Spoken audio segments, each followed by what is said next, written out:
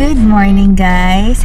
It's our first day ngayon sa Pattaya at pupunta kami sa Buddha Mountain or ang tinatawag nilang Khao Chi Chan. From Natural Hotel to Buddha Mountain, it's only 25 minutes and we only paid 253 baht for the in-drive. And guys, entrance fee is for free! O, diba? So welcome to my first destination, the Buddha Mountain!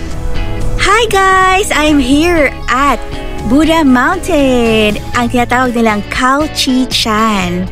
At ito ay isa sa pinaka-malaking image ng Buddha sa buong mundo. Ayan guys, kita nyo naman ang laki-laki ng Buddha dyan, diba? Grabe, ang laki ng Golden Buddha engraving. 130 meters tall siya guys and 70 meters wide. Carved directly into the mountain.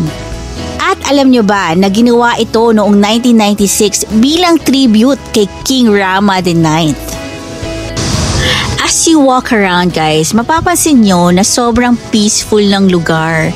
Perfect spot to just slow down, reflect, and of course, mag-picture. Ang daming magandang angle dito guys, kaya make sure to capture both wide shots and close-ups. So ayun guys, that was our first destination, Buddha Mountain. Worth it yung 25-minute ride from the hotel. And super nice ang place na to. Next stop, sama po kayo! And now for our second destination, the Nung Nuch Tropical Garden. Guys, it's only 10 to 15 minutes away from Buddha Mountain. And imagine we only paid for 121 baht using the in-drive for our transportation. Ang saya, promise. Parang paradise ang vibe dito, puno ng vibrant flowers, artistic landscapes, at themed gardens inspired by different countries. It's a full of experience guys for nature lovers, culture enthusiasts, at kahit mga social media enthusiasts. Kaya samahan niyo ako as we explore this stunning destination. At ang pinaka-cool dito guys, kung bibili ka ng ticket sa Klook, makakuha mo ang entrance fee for only 693 pesos para sa admission lang. Or 901 pesos kung gusto mo rin ng sightseeing kasama ang shuttle. So ang pinili namin ni Hubby ay yung 901 pesos para hassle-free lalo na kung gusto mo mag-save time at energy. Meron din package na kasama yung cultural show. Kaya lang guys, gusto namin mag-save ng time para madami pa kaming mapuntahan. So, hindi na namin in-attendan yung cultural show. And also, to save money na din. Guys, nag-umpisa na yung tour namin. Nakasakay na kami sa shuttle at para kami nag-rent ng private shuttle dahil dalawa lang kami talaga dito. Walang ibang sakay. Ayan. Grabe, sobrang laki ng lugar. Ang Nung Nuch Garden ay umaabot ng more than 500 acres. Parang maliit na bayan lang, diba? Dahil sa laki nito, hindi mo talaga makikita lahat kung hindi ka sasakay ng shuttle ride. And guys, may mga drop-off area dito na pwede kayong magpa-picture. Diba? Pang Instagram worthy talaga. Tapos, pagtapos na kayo magpa-picture, meron din pick-up point. Kung saan, pwede kayong sumakay ulit para malibot nyo ulit yung buong garden.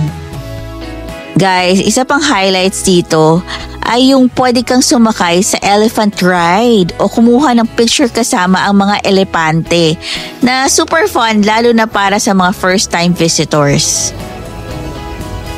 Tapos guys, may mga interaction sa elephants na bibili ka ng food tapos pwede mong ipakain sa kanila. Yan kung makikita mo, yun yung ginagawa ng mga tao. Ayan guys. O, diba? Ang cute ng elephant kinakain nila yung banana. At syempre guys, papahuli ba tayo? Syempre, nagpa-picture din si Hubby. Kasama ang elephant. Ayan. Ayan guys, nagpa-picture na din kami. O, diba? Isa to sa mga highlights dito sa Nung Nooch Garden. While exploring the beautiful Nung Nooch Garden, napadaan kami dito sa isang temple na kung saan sobrang peaceful at spiritual ang vibe talaga. And guys, ang ginawa namin, kumuha kami ng candles. Ditong candles na to, ang kapalit nito, pwede kang mag-donate. So, nag-donate kami and then sinindihan ko yung candle. Tapos, pwede na kami magdasal dun sa mga Buddha nila. So guys, may exciting part dito. Tinuruan kami ng staff nila. Kasi dun sa mga candles, merong gold na parang foil. So, tinuro niya kung para saan yun. So, eto daw. Yung foil na yun ay para sa mouth. Mouth is for money. So, ilalagay mo siya doon. So, nilagay ko siya dyan for money, for work, for business. Dyan daw yun. And then, sabi niya, yung isa naman na foil, ilagay ko naman sa kabilang prints. Meron pang iba. So, yun. Yung para naman sa health, ilalagay mo sa dibdib. So, yun. Doon ko nilagay. Ayan. And then, so, pwede din maglagay dun sa hand ng Buddha. Ito naman yung para sa to bring praise, respect, and acknowledgement from other people. So, importante yan guys. So, maglalagay din tayo dun sa hand ng Buddha. Ayan. And then, lastly, pwede ka kumuha ng gold dun sa Buddha, tapos ilalagay mo sa forehead mo. It's for peace of mind. Ayan. So, naglagay ako guys. Ayan, nakita nyo, may gold sa noo ko. Yun. So, this is so exciting guys and it's a good experience. Next, dito pa rin sa loob ng Nung Nooch Garden, makikita nyo ang Dinosaur Valley or Dinosaur Island. Imagine walking through a giant park filled with hundreds of life-size dinosaur statues. May T-Rex, Raptors, long-neck dinosaurs, Triceratops, at marami pang iba. Para kang bumalik sa Jurassic era. And guys, tingnan nyo, nagpa-picture ako dito sa eggshell ng dinosaur. O diba? Ang laki. Eto guys, nandito tayo sa isa sa mga highlights ng Nung Nooch Garden, ang malaking Buddha statues. Sobrang ganda nila tignan guys, very grand and majestic. Pag nandito ka, mararamdaman mo talaga yung peace at serenity. Hindi lang siya basta statue, kundi simbolo na rin ng faith, wisdom at tradition ng Thailand. Kaya masasabi ko, Nung Nooch Garden is not just a garden. It's a complete destination. May nature, culture, spirituality, elephants, dinosaurs, at mga grand Buddha statues.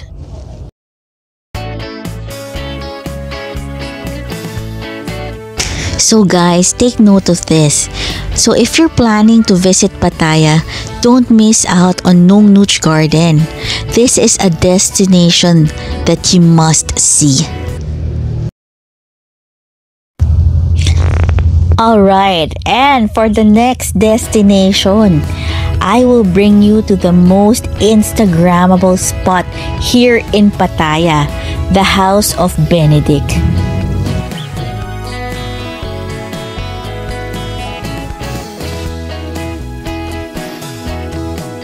Pagpasok nyo pa lang, makikita nyo na agad yung kakaibang architecture dito. Every corner parang gawa talaga for photo shoots. Ang daming colorful walls, quirky decoration, at very aesthetic ang vibe.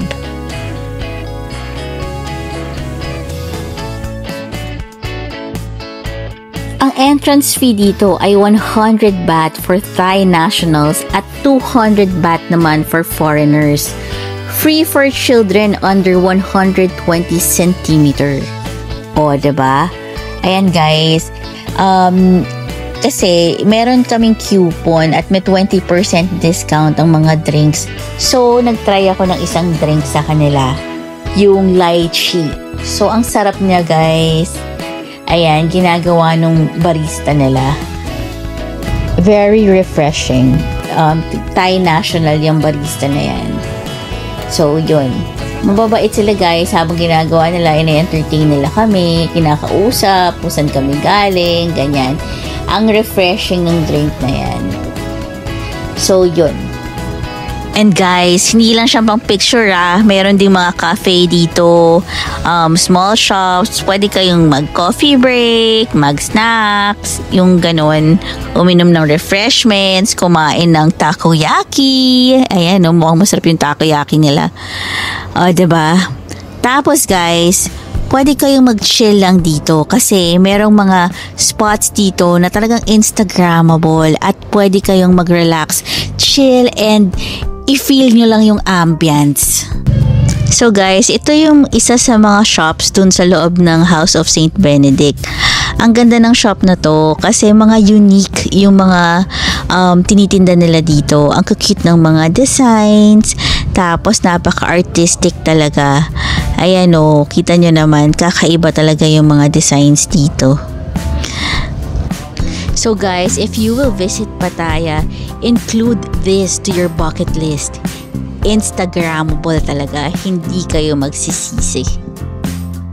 So guys, for our fourth destination, the Sanctuary of Truth. Grabe mga artworks dito, super detalyado ang mga carvings, combination ng Thai, Hindu, Buddhist, Indian, Chinese at iba pa. Everything's made of wood guys. May guided tour kasama sa ticket. Pwedeng sa English, Thai, Chinese, Russian at iba pa. Usually mga 45 minutes to 1 hour itong tour na to. Pwede mong sulitin or pwede ka rin mag-stroll around na lang. Pero kami guys, humiwalay na kami, nag-stroll around na lang kami at nag-picture taking. So guys, doon na lang kami bumili ng ticket. Ang ticket namin ay 500 baht kasi 8 AM to 6 PM ang covered ng ticket namin. 700 baht naman between 6:20 PM to 8:30 PM. So guys, watch out na lang for my content about my trip here in Sanctuary of Truth. And guys, for our last destination, it is the Jometen Night Market, 14 minutes away from Sanctuary of Truth. So guys, we used the Bolt going there and we paid 250 baht. So explore natin tong Jometen Market, okay? Food trip tayo dito sa Jometen Night Market here in Pattaya. Ready na ba kayo? Kasi dito makikita ang mga pinakamasarap at pinakasulit na Thai street food.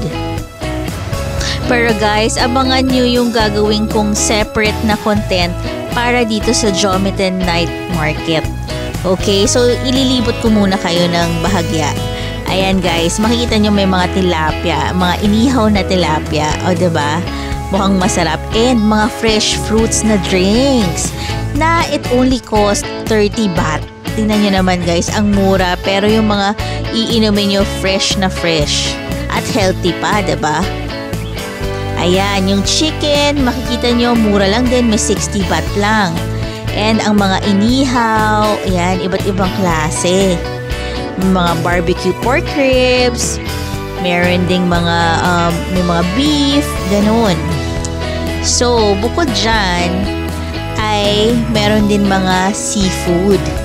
Iba't ibang klaseng seafood na nakalagay sa stick. Ayan guys. So, pinapakita namin. Ayan. So, abangan nyo yung separate vlog ko for Pattaya Night Market. And for our bonus itinerary guys, we went to Runaway Market. At very exciting dito kasi kumain kami ng mga exotic food dito sa Thailand. And Nakakain kami ng scorpion, cricket, at iba-ibang klaseng worms, insects, guys, name it.